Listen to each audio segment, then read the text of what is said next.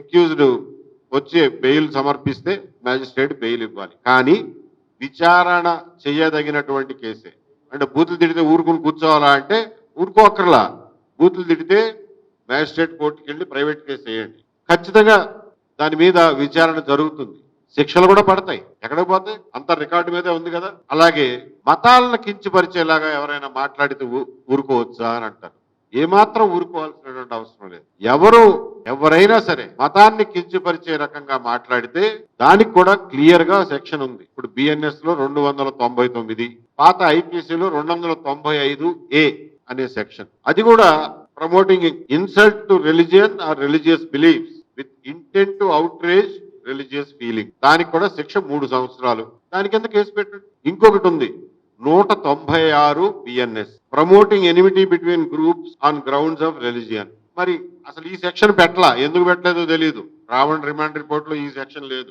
మీరు చెప్పిన దాని ప్రకారం అయితే ఈ సెక్షన్ కూడా వర్తిస్తుంది. 196 ఎందుకు పెట్టలేదో నాకు తెలియదు. 197 ఇవన్నీ పెట్టారు. నేను చెప్పదలుచుకున్నది ఒకటే, నేను ఇక్కడ చట్టం మీద లెక్చర్ ఇవ్వడానికి కాదు ఈ మీటింగ్ పెట్టి. సోషల్ మీడియాలో ఖచ్చితంగా కొంతమంది ఏమో ఒక పద్ధతి ప్రకారం, కొంతమంది ఏమో పని పాట లేక కులాల మీద, మతాల మీద, ప్రాంతాల మీద ఒకళ్ళ విషయాలు జుమ్ముకుంటూ కంప్లీట్ గా టైం వేస్ట్ చేసుకుంటున్నారు. రాష్ట్రంలో ఉన్న ప్రజల యొక్క మెదళ్ళని చెడగొడుతున్నారు. దానివల్ల ఎవ్వరికి వచ్చే ఉపయోగం ఏమీ లేదు. సునకానందం అంటారు దీన్ని, సునకానందం తప్ప ఏం ఉపయోగం లేదు. ఇలా ఒకళ్ళు రెచ్చగొట్టే మాటలు మాట్లాడటం, దానికి 10 మంది సమాధానం ఇవ్వటం, ఆ ఇచ్చిన సమాధానాల్లో మళ్ళా ఒకడు బూతులు మాట్లాడటం, వాడి మీద ఇంకొక 10 మంది పడిపోవటం, ఇది పని లేని పనికిమాలినోళ్ళు చేస్తున్నారు. అలాగే కొన్ని రాజకీయ పార్టీలు కూడా వీటిని ప్రోత్సహిస్తున్నాయి, ఫైనాన్స్ చేస్తున్నాయి. కొంతమందిని ఇదే పనిలో పెట్టి ఈవెన్ కొన్ని యూట్యూబ్ ఛానళ్లని ఫైనాన్స్ చేసి మరీ ఇదే పనిలో పెడుతున్నాయి. ఈ విషయం ఈ యూట్యూబ్ ఛానల్ వీక్షకులు, ప్రజలు అందరూ గమనించాల్సిందిగా కోరుతున్నాం. మేము భావ ప్రకటన స్వేచ్ఛకి కట్టుబడి ఉన్న వాళ్ళం కాబట్టి ఈ యూట్యూబ్ ఛానళ్లను బ్యాన్ చేయమనో, వీళ్ళ మీద నియంత్రణ పెట్టమనో, లైసెన్సులు తీసుకోమనో మేము అడ్వకేట్ చెయ్యం. ఎవడి ఇష్టం వచ్చింది వాడిని చేసుకొనియండి. కానీ వినేవాడు లేకపోతే, ప్రేక్షకుడు లేకపోతే ఏ యూట్యూబ్ ఛానల్ నడవదు. ఎంత డబ్బులు ఇచ్చినా అది వృధా ప్రయాస, గంగలో పోసినట్టే. కాబట్టి ప్రేక్షకుల విజ్ఞత, ప్రజల విజ్ఞత మీద దీన్ని వదిలేస్తున్నాం. ప్రజలు చాలా జాగ్రత్తగా విజ్ఞతతో ఆలోచించి ఏ చర్చల వల్ల సమాజం బాగుపడుతుంది, సమాజానికి ఉపయోగం, సమాజానికి అవసరం అనేది గమనించుకోండి తప్ప ఏది పడితే అది, ఏ విషయాన్ని పడితే మీద ఆ విషయం మీద రోజుల తరబడి సోషల్ మీడియాని కలుషితం చేయొద్దని చెప్పి ప్రజలందరికీ విజ్ఞప్తి చేస్తున్నాను. సరే, ఈ బ్రతుకు తెరువు కోసం ఏదో పొలిటికల్ పార్టీల ఫైనాన్సింగ్, ఫండింగ్ తో నడిచే యూట్యూబ్ ఛానల్ వాళ్ళ పిల్లల బ్రతుకు తెరువు కోసం వాళ్ళు ఏదైనా చేసుకుంటుంటే దాన్ని నేనేం ఆపలేను. ప్రభుత్వాన్ని ఆపమని కూడా చెప్పను. ఎందుకంటే అది భావ ప్రకటన స్వేచ్ఛలో భాగం. ప్రభుత్వాన్ని ఆపమంటే వాళ్ళు ఫైనాన్స్ చేసే వాటిని నడవనిస్తారు, అపోజిషన్ ఫైనాన్స్ చేసే వాటిని మూసేస్తారు, న్యూట్రల్ గా నిజంగా మాట్లాడే వాళ్ళందరినీ కూడా మూసేస్తారు. కాబట్టి అటువంటి తప్పుడు అధికారాలు గవర్నమెంట్కి ఇమ్మని మేమైతే చెప్పం. కానీ ప్రేక్షకులు దయచేసి విజ్ఞత పాటించమని చెప్పి కోరుతున్నాం. అట్లా అని చెప్పి మతాల గురించి, కులాలు, మతాలు ఇవన్నీ వ్యక్తిగతాలు. ఎవరికైనా సరే అది వ్యక్తిగతం. సమాజానికి, సామాజిక కార్యకలాపాలకి దానికి సంబంధం లేదు అని మేము గట్టిగా నమ్ముతాం. మతాల గురించి చర్చించకూడదా? మేము భావ ప్రకటన స్వేచ్ఛ సమర్థించేవాళ్ళం కాబట్టి మతాల గురించి కూడా మాట్లాడండి, సంస్కారవంతంగా చర్చించండి. ఎవరి మతంలో ఏ మార్పులు తెచ్చుకోవాలో, ఏ రకమైనటువంటి సంస్కరణలు తెచ్చుకోవాలో చర్చించండి, తప్పేమీ లేదు. అరే బాబు, పెళ్ళిళ్ళకి ఇంత ఖర్చు పెడుతున్నావు, ఎందుకు పెడుతున్నావు?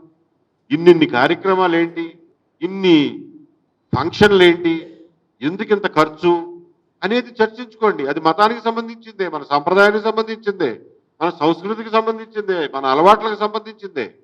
చర్చించుకుంటే తప్పేమీ లేదు. ఏ సంస్కరణ లేకుండా హిందూ మతం ఇక్కడ దాకా వచ్చిందా?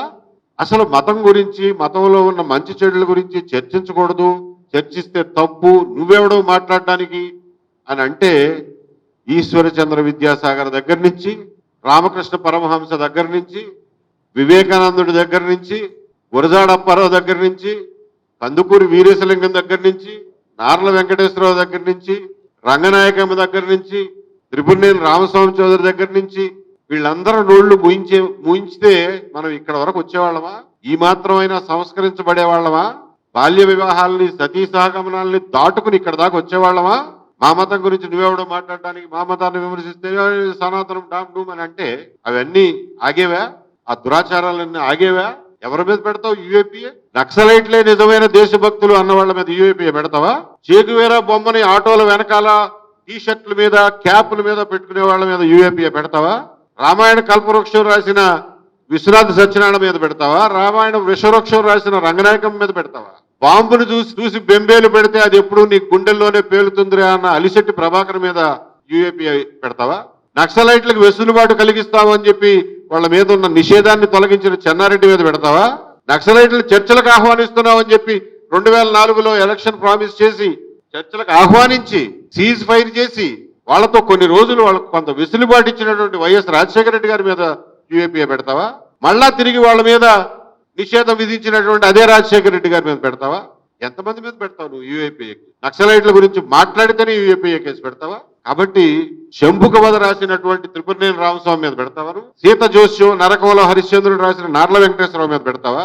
దేవాలయాల మీద బూతు బొమ్మలు ఎందుకు అని రాసిన తాపీ ధర్మారావు మీద పెడతావా ఇవాళ యూఏపీఏ కేసు? ఏ సంస్కర్తల మీద పెడతావు? ఎవడో మాట్లాడకపోతే ఎలా సంస్కరించబడతాం?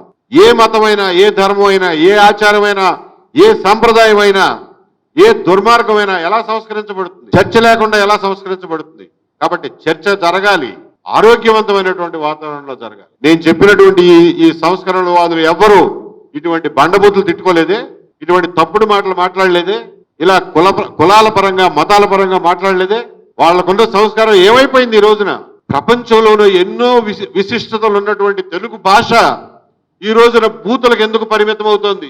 ఎక్కడ ఏ భాషలోనూ, ఏ భారతీయ భాషలోనూ లేని ఛందోబద్ధమైనటువంటి పద్యం కేవలం తెలుగు భాషలో ఉంది. అష్టావధానం, శతావధానం కేవలం తెలుగు భాషలో ఉంది. ఇన్ని విశిష్టతలు ఉన్న తెలుగు భాషలో ఉన్న తీయదనాన్ని మర్చిపోయి, సంస్కారవంతమైనటువంటి భాష మర్చిపోయి, ఒక్కొక్కళ్ళు లకారాలకి నువ్వంతంటే నువ్వింత అని చెప్పి, నువ్వు లంగంటే నువ్వు దొంగ అని చెప్పి ఇటువంటి భాష మాట్లాడి ఏమైపోయింది? ఎక్కడికి పోతున్నాం? దీన్ని సంస్కరించుకోవాల్సినటువంటి అవసరం ఉంది. ఇది సంస్కరించబడాలంటే చర్చ జరగాలి. రావణ్ తప్పు చేస్తే రావణ్ ఇది నువ్వు తప్పు చేశావు, ఈ లైన్ దాటావు అని చెప్పగలగాలి. అంతే తప్ప యూఏపీఏ కేసులు పెట్టి చర్చని, ఆలోచనల్ని, మేధస్సుని, మాటని భయభ్రాంతులకు గురి చేయటం ఈ రాష్ట్రానికి మంచిది కాదు, మన సమాజానికి హితవు కాదు. కాబట్టి ఇటువంటి దుర్వినియోగాల్ని ఆపు చేయండి అని చెప్పి సవినయంగా ఈ ప్రభుత్వానికి మనవి చేస్తూ, ఇలాగే గనక యూఏపీఏ దుర్వినియోగం ముందు ముందు జరిగితే తీవ్రమైనటువంటి ప్రజా ప్రతిఘటన కూడా ఎదురవుతుంది.